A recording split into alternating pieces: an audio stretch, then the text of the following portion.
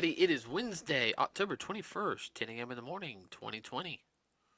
Hot day. Hope everyone's having a wonderful day today. So it's still the month of October. I hope everyone's having a wonderful October. I know we are right now. Unfortunately, we did make that decision not to go to a haunted house this year. Thank you, Bob. Yeah, thank you, Bob. Yeah. So, I hope everyone is enjoying the podcast that we've been having. Let's see. I can't think of anything right now on top of my head. Can you? Anything in particular? No. Okay. Like anything special. That's what I was trying to think. I can't think of anything. Okay, so today we're going to talk about movies. Now, during this time of the year, there's always like certain movies that always have a tendency that people like to watch. Now, this also includes like special programming and everything, which we're going to have a special Halloween podcast, and it will come out on Halloween Day, and it'll just talk about, I guess, like little traditions. I guess we'll talk about like traditions like what we have here Yes. for Halloween. But one thing I do know is that we're going to talk about horror movies. Now, Horror and horrible.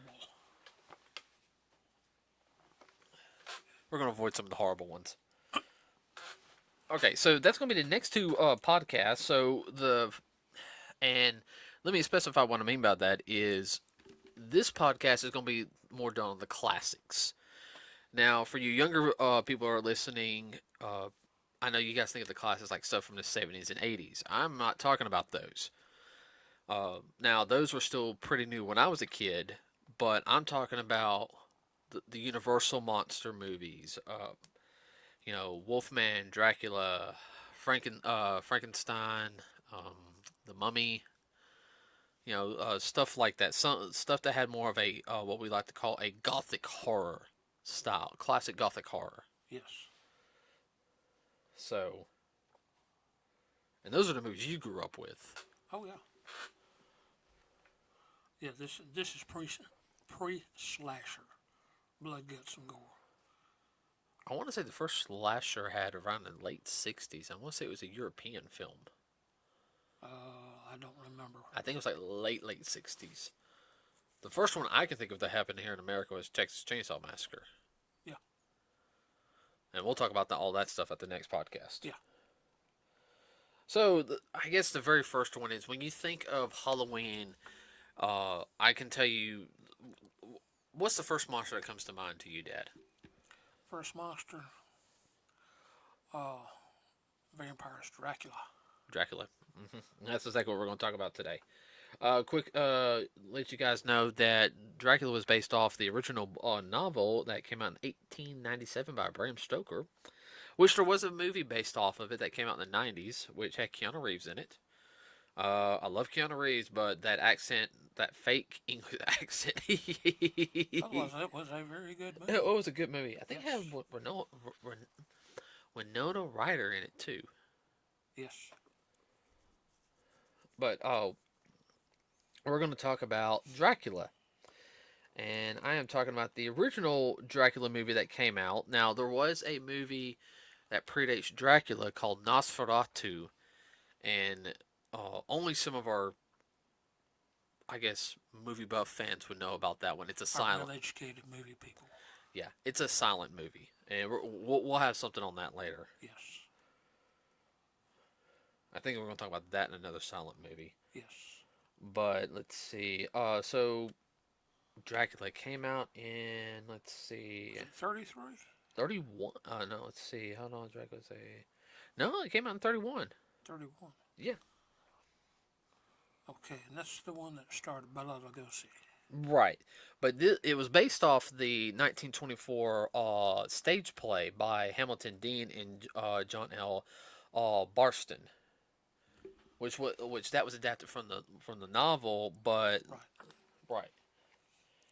The interesting thing about this movie is that they shot it twice at the same time. What I mean by that was Bela Lugosi was Hungarian, was it Romanian? Hold on, let me check real quick. The reason why I say this he did it in his native language to begin with, and they did the English version right behind it. So they did scene whatever, like 25, they would do it in his native language, and then they did it in English. And he could not speak English except Um, the English that was I, part of the script. He did not know English. He was just mimicking it. yeah. He born 1882, passed away in 1956. He was Hungarian. He was a Hungarian. Yeah, he was Hungarian. And where did Vlad come from? From that area. But yeah, and he did shoot it. He shot it in English, Yeah. and then it was shot as well in Spanish. Was it Spanish? Yeah, it was Spanish. Okay, I thought it was Hungarian. Okay, my bad. But I knew it was done. They did both. They did the Spanish in the day, and they did the English at night. Mm-hmm. That's Wait, my, wait, wait. that was my understanding. Hold on. I'm looking real quick. I don't know. I don't know. I have to look up to that because they're saying it wasn't Bela Lugosi. They're saying that in the second version it was Carlos. Well, that would be the Spanish version. Okay. But Bella did two movies at once. I do remember that. Okay. Well. Okay. All right. So he must have done it in Hungarian and more the German one, but yeah. I mean, in Bela Lugosi's career lasted. I mean, he was already a Well established actor. yeah. Let me.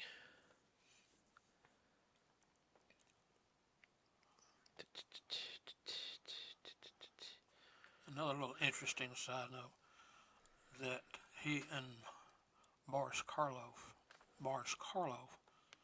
were the best of friends throughout their lives. Mm-hmm. Yeah, because there was that's what I think about. I always think of Dracula. Yeah, The original Dracula because you had in that same year. Funny is you had Frankenstein came out the same year. yeah.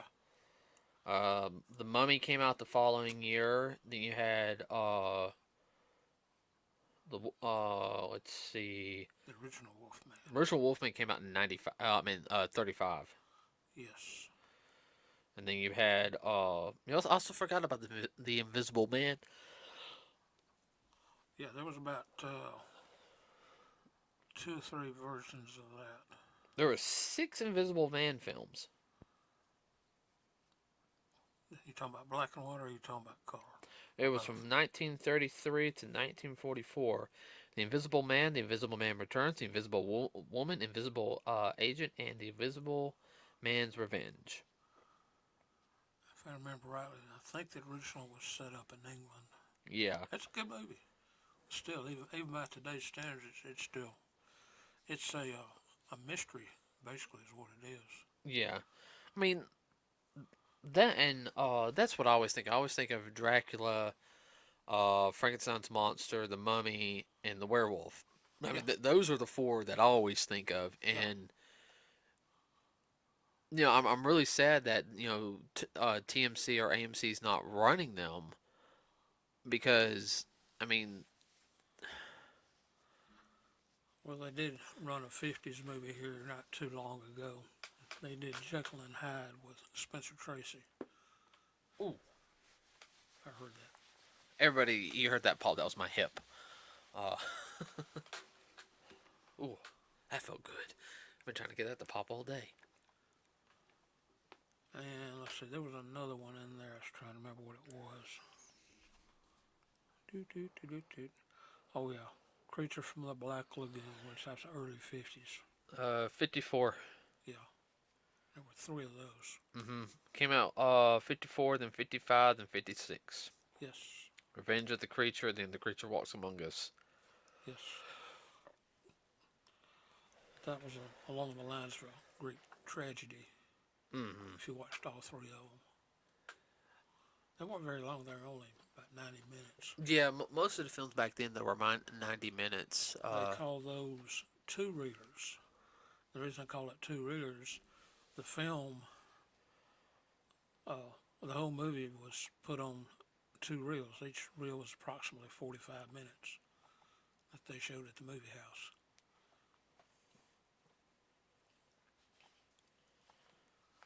Then Now, when they made it to TV, they stretched it out with commercials. Yay. yeah. Well, yeah, you got to get that. Yeah. Gotta pay the piper, I understand. But some were better than others. Your original ones were very good because most of the actors were also stage actors, and that's a whole different genre. You have to be able to get across to the audience, Oh yeah. engage them. Well, a lot of the stuff back then was usually done on a sound stage. They Right, it was done on soundstage, but they were stage actors themselves. I mean, live, or they were vaudevillians. Yeah. Now, I do know that they said that Boris Karloff, because they made him wear a special type of contact, Yeah. for Dracula, and he couldn't see. Like, they said his eyes were like, because I remember watching some stuff. Oh, Um, now Boris Karloff, yeah, he was a Dracula. Boris Karloff, yeah. I don't remember that one. I mean Bela Lugosi. Yeah, My bad. okay, Bela Lugosi. My Okay, fault. My fault. I'm. your mind is going too quick. Yes, yes, it is. Bela Lugosi. Yes, I knew that. Because contacts were still pretty new back then. Yeah, They had them, but they weren't. real practical. Yeah, The people into useless garbage facts. yeah. First contacts came out in 1895, and they were solid pieces of glass. Mm. Ah, no, no, no. Mm-mm. They were like looking through a 2 ounce jigger. And most of you people out there know what I'm talking about. A 2 ounce what? Jigger. What's that? That's that little cup they use to measure alcohol. Oh, I, I don't know. I know you're not an alkie. I don't drink. Okay. I know. But I said most people, I didn't say everybody. I want to know what it was. I should actually know that because of the fact that I actually worked in the restaurant business first. Yeah. I should have bartended one time. Yeah. Anyway, uh, I remember. Let's see. Of course, Frankenstein. You actually see pictures of Frankenstein. The makeup was green. Yes. Yeah, that's why you actually see some color pictures of him like on set. I think there was an actual picture of him and the girl that Frankenstein's monster actually accidentally kills in the first movie. Yeah. Like he was actually like playing with her. Yeah. He was like a small child. Yeah, Frankenstein's monster, not the actor. Everybody. Right. And the later incarnations of Frankenstein's monster that they do allude to that. They're more closely related to Mary Shelley's actual story. I think the closest one that got to Mary Shelley's original Frankenstein was it was done in the 1990s, uh, and it was on TNT. Yeah.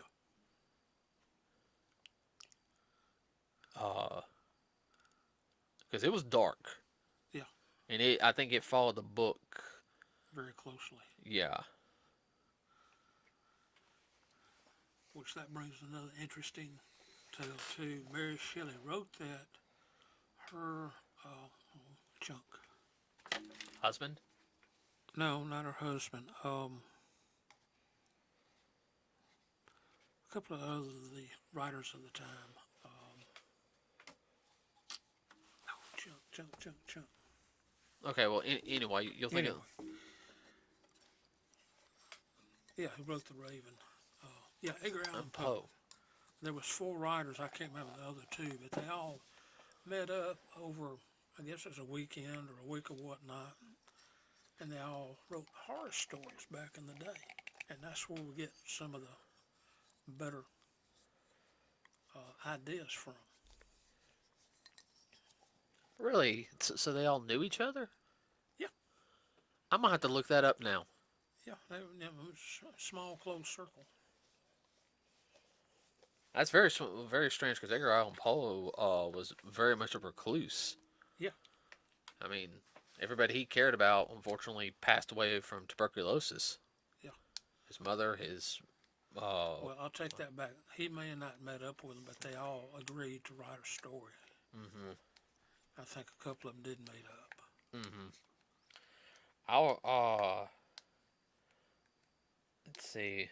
The Mummy was pretty straightforward. I mean, I think that's the more calmer one out of those movies.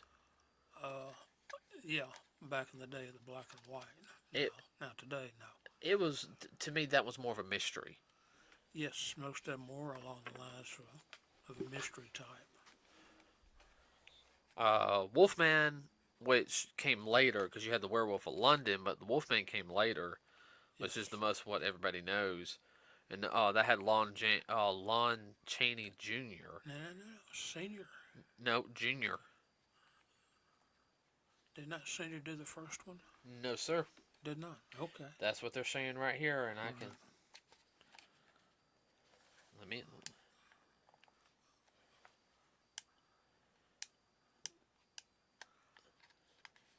As I have said on other podcasts, he was one of those people. He did his own makeup, and he learned the craft and the trade from his dad, Lon Chaney Senior. He did the same thing. He made up himself. Let's see. I don't remember which movie. He may have been in one of the Frankenstein movies. Mm,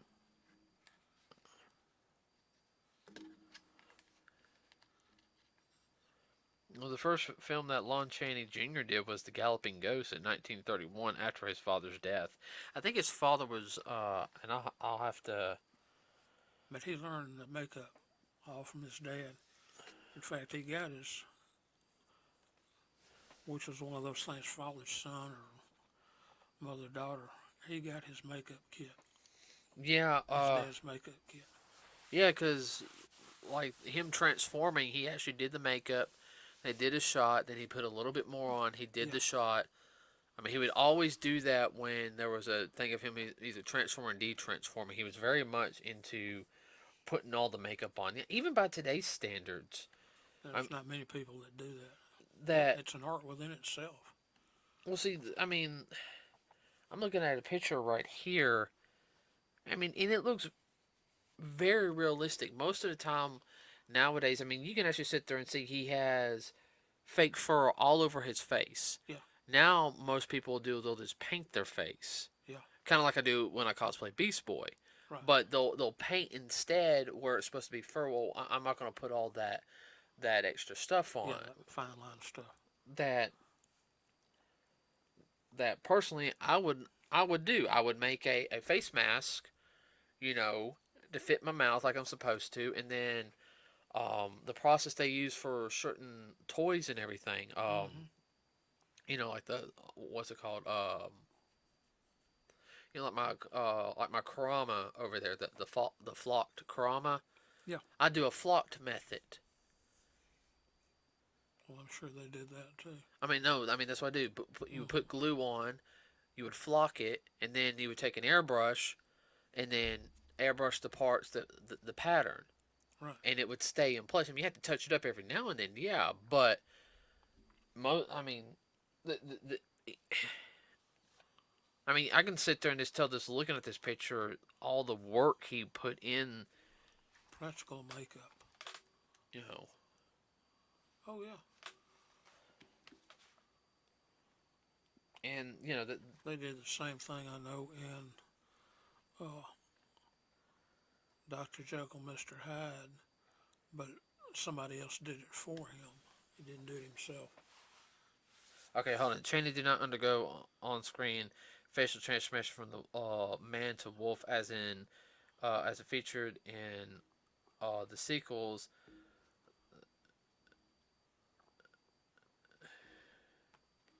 The positive progressive makeups were only the.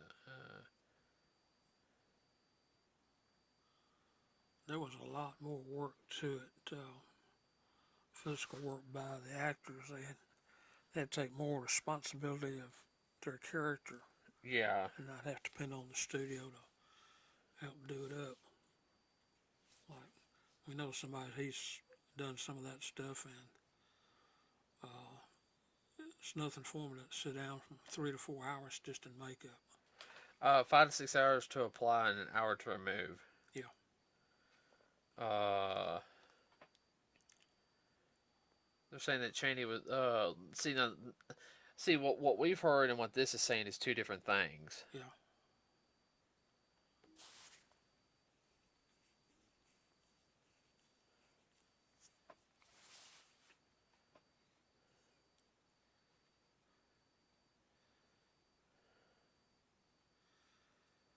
If anybody's really interested in this, I think you can go to amc.com and look, and they have all kinds of stuff in their collection that you can go to check out. Mm-hmm. Backstories on this. Yeah, well, some of the stuff we hear, unfortunately, guys, is a little bit this hearsay, just what we know. Yeah. We have to look it up, and that does. Best of our knowledge. Yeah. Now, if we're wrong, we're sorry. Hey, if you find a site, don't feel bad about correcting us. No, we want to get it right. Yeah, we want to get it right, but do Just give us a site where it is, and we'll check it out. Yeah, and just let us know. Hey guys, I'm not trying to be mean, but here's the information right here. Don't just blot out say, hey, you're wrong. How could you or anything? Because then I'll look the information up, but I'll delete the comic then because Yep. we're gonna make mistakes. But yeah, no, makeup takes a while, even by today's standard. Ooh. I mean, how long did Brother John have to sit in makeup? Oh, he said 3 to 4 hours. Yeah. And that was simple stuff when he was on Walking Dead. Yeah, I mean, didn't he say it was like 8 hours to get that stuff on for Guardians of the Galaxy? Yes. And he said it was. So much fun. Yeah, he said it was really bad. He goes, halfway through, I gotta go to the bathroom. Yeah, we won't go that way. He'd sit there, and I remember one thing he did sit there and say, he goes, you learn to fall asleep when they're putting the makeup on, or zone out. Yeah, or both. Yeah, watch something on. Put in your earbuds and listen to something. Yeah. If they don't have to mess with your ears.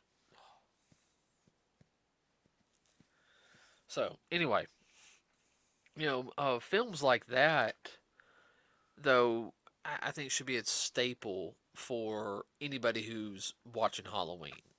Anything stuff, and this is stuff that the younger audience kids could watch. Like, I mean, you could, because I mean, they're not real. Some kids. It's not blood, guts, and Gore. But the thing about it is, some young children might not be able to follow it because it actually has a story. But they might enjoy it. They might enjoy it. You might have to sit there and explain some stuff to them. If they have a question.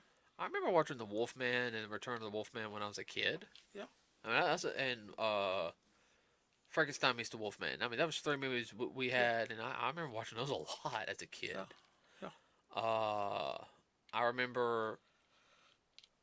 Like I said, you can watch those.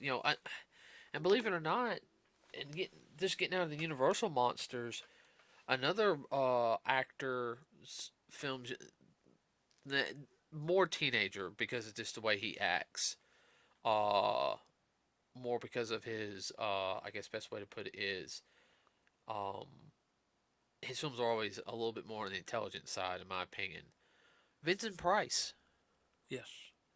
I mean, everyone for years have always said Vincent Price is like the, Like he's pretty much like the spooky uncle, the Yeah. gothic spooky uncle. Yes. Everybody wished they had. Yeah. Well, he did a live stage performance too. That's where he got his training. Oh yeah, I mean, you can tell he was a thespian dad. Oh, definitely.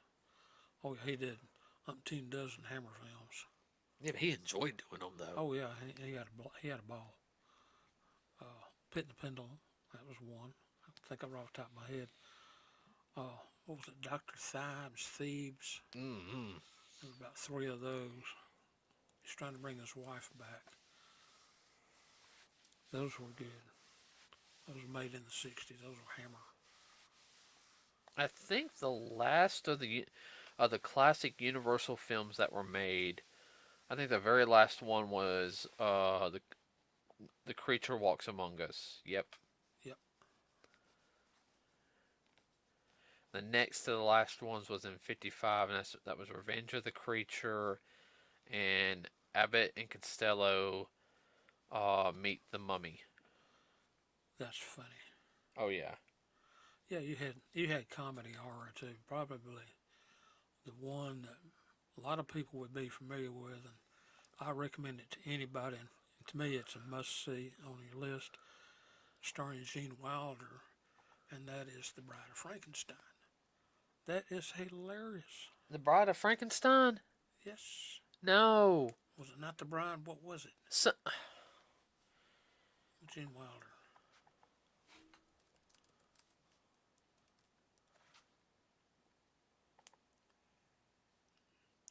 I think it was. No, I know what it's called.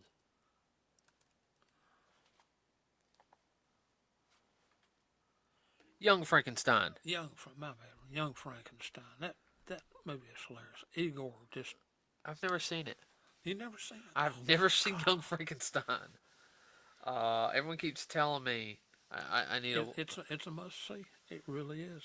You'll sit there and you will laugh. Well, what do you expect? It's Mel Brooks film. Yeah, yeah, well, that's true too. It's a Mel Brooks film, so but it's a clean Mel Brooks film. He gets kind of sketchy at times. Blazing Saddles. Yeah, definitely. uh, yeah, no, that was Young Frankenstein. But Young Frankenstein. I don't know why I said Bride Frankenstein. I would have to sit there and say after the Universal films though that happened, then you start having like the Hammer films. Mm-hmm. They got a little more blood guts. Gore. But they were based on classics. Oh, I know.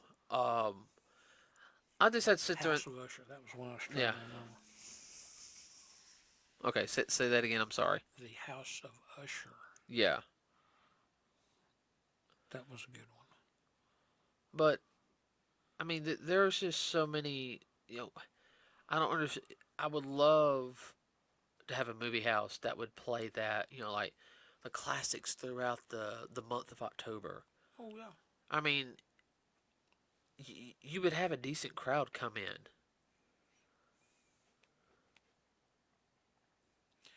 Well, one that's not really a horror, it's more of a Greek tragedy, and that's Hunchback of Notre Dame.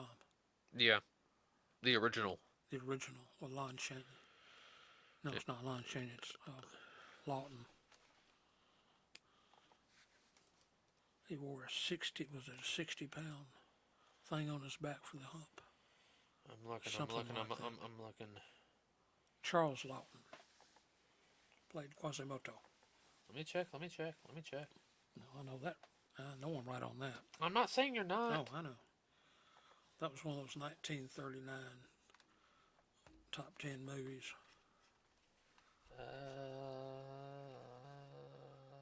Yeah, The Hunchback of Notre Dame, 1939. Mm-hmm. There was Esmeralda was the first.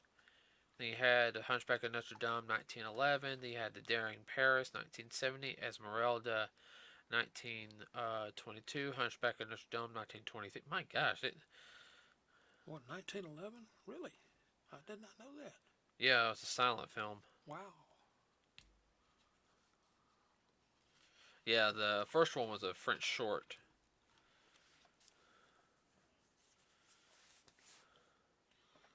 Check that out. You know what's funny is, speaking of that movie, and uh,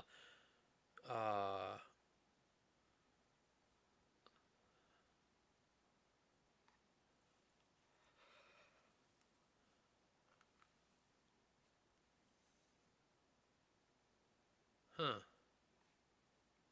I know there was a what?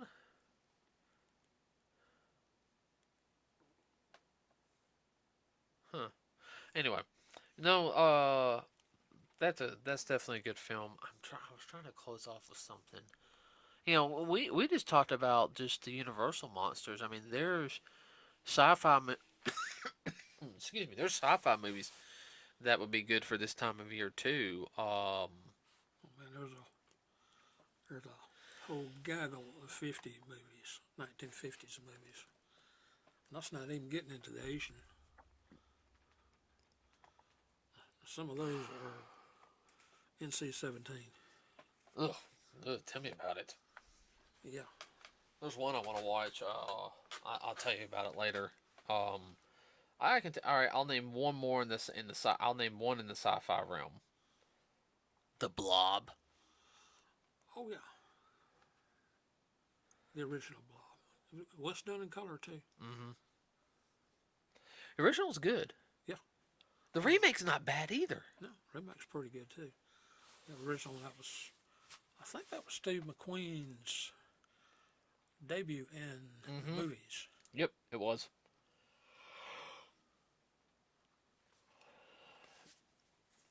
Oh, excuse me. So, classic Universal monsters. I kind of wish they would do movies like that nowadays, but the closest thing we ever got was The Mummy with Tom Cruise, part of Universal Dark Universe. Okay. What was that bad? We'll just leave that where it is. Was it bad of me saying it like that? We won't chase that rabbit down that hole.